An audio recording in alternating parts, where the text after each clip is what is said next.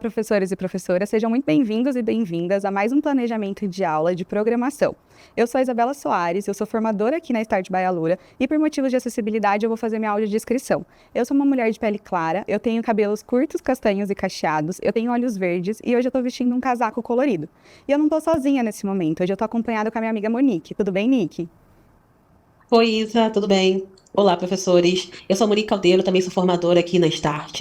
Eu sou uma mulher de pele clara, cabelos castanhos e cacheados. Eu também tenho olhos castanhos e hoje estou vestindo uma camiseta preta. E eu estou muito feliz de fazer parte desse planejamento de aula com você, Isa. E no planejamento de hoje, professor, nós vamos conhecer um pouco mais sobre a unidade de página web, criando seu portfólio de projetos. Uma unidade que está presente no escopo sequência da segunda e da terceira série. E, professores, ao final desse planejamento, a gente espera que você conheça a unidade, página web, criando seu portfólio de projeto, bem como as ferramentas e linguagens que serão trabalhadas nessa unidade. E também que você explore estratégias pedagógicas para a condução das suas aulas. Isa, você consegue falar um pouquinho sobre as aulas dessa unidade? Com certeza, Nick. Então, professores, essa unidade é uma unidade que tem 10 aulas ao todo. E aí, nas primeiras 5 aulas, os estudantes vão entregar um projeto parcial, enquanto nas últimas 5 aulas eles finalizam esse projeto e têm o portfólio deles completo.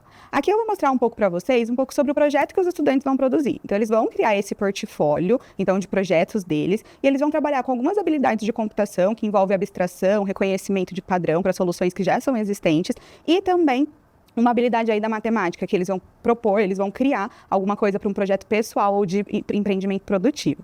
Vou ficando por aqui e te aguardo no próximo bloco. Até mais.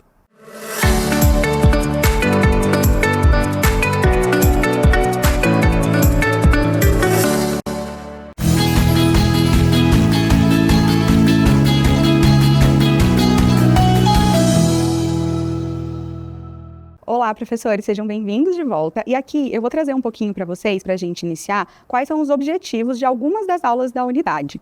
Então, os nossos estudantes, eles vão compreender o que é um portfólio, eles vão conhecer as linguagens HTML e CSS, eles vão criar um protótipo, e eles vão também criar variáveis. Professores, é muito importante que vocês acessem o material do professor para poder consultar os objetivos de aprendizagem específicos de cada aula.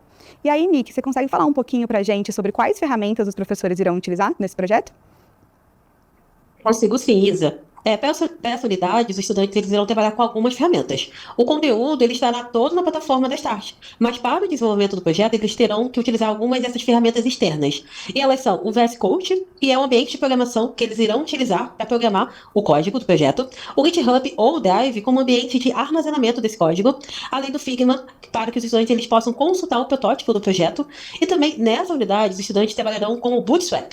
E o Bootstrap nada mais é do que uma biblioteca para o CSS, né? E a gente vai falar um pouquinho mais sobre essa biblioteca ao longo desse planejamento de aula. E, Isa, quais são as linguagens que os estudantes irão trabalhar nessa unidade?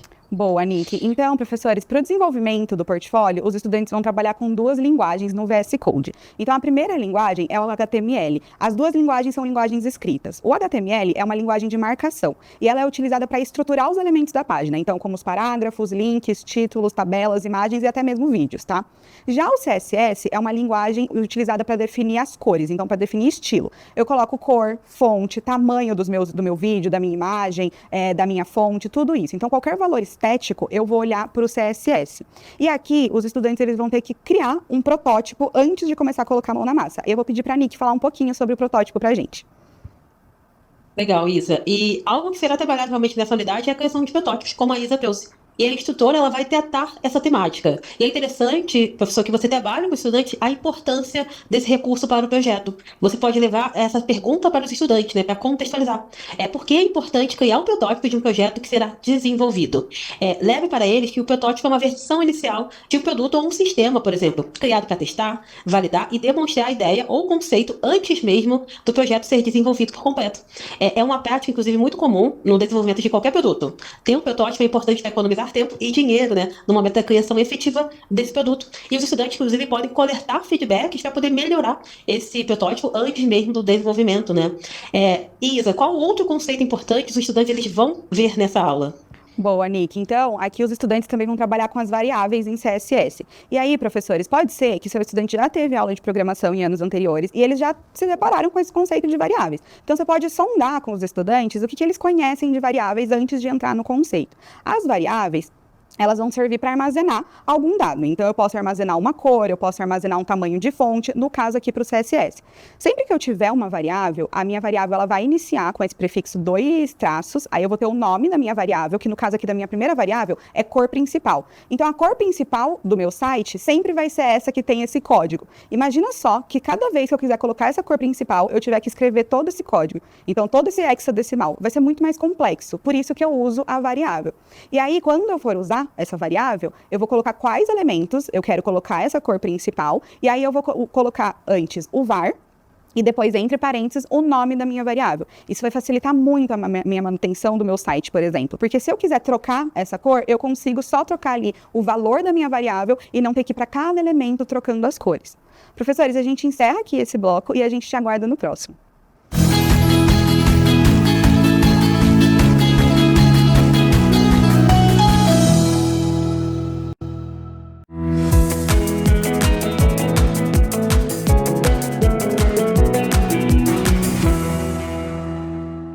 Olá, professores e professoras, estamos de volta e aqui nesse bloco a gente vai trazer algumas dicas didáticas que você pode utilizar aí com os estudantes nas suas aulas dessa unidade.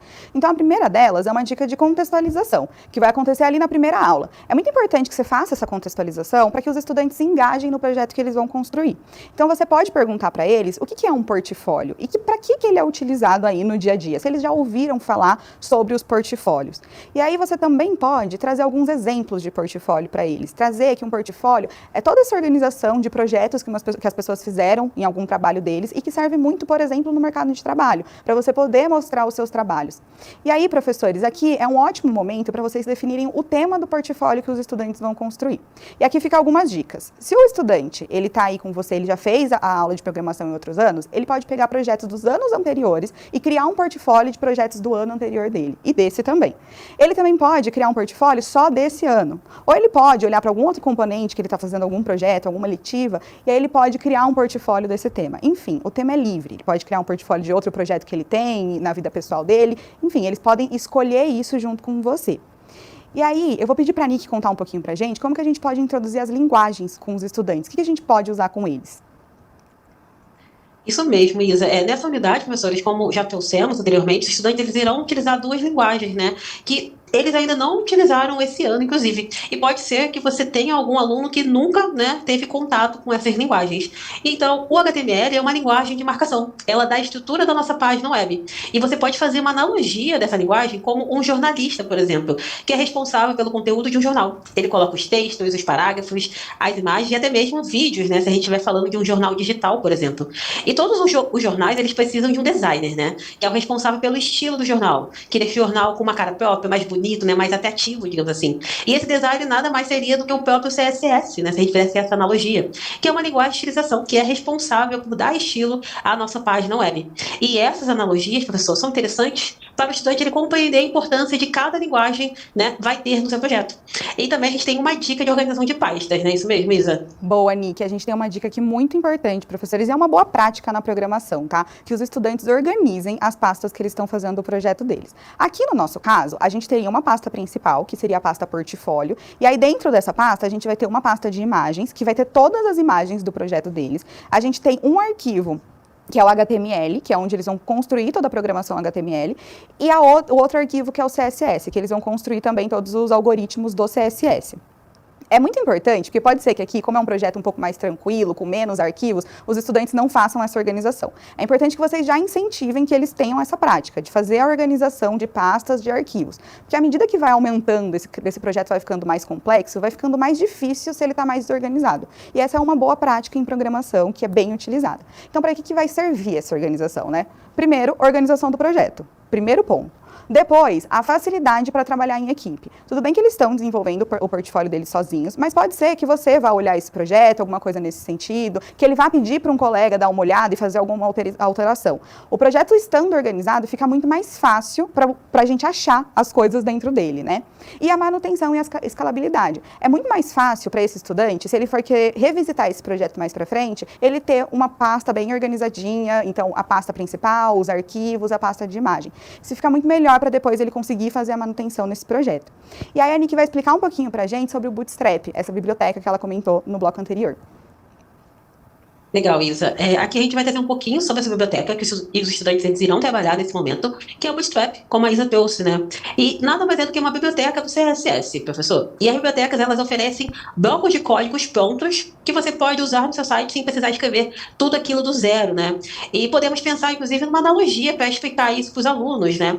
Então, imagina uma construção de uma casa. Então, quando a gente constrói uma casa, a gente precisa daqueles materiais, né? Então, vamos supor que a gente vai construir a casa sem aqueles blocos de construção já prontos, né? Nós queremos construir nossos próprios blocos. E a gente precisa de toda uma matéria-prima, né? Por exemplo, o barro, a água, o forno, para a gente poder criar esses blocos de construção, para só depois conseguir construir a nossa casa.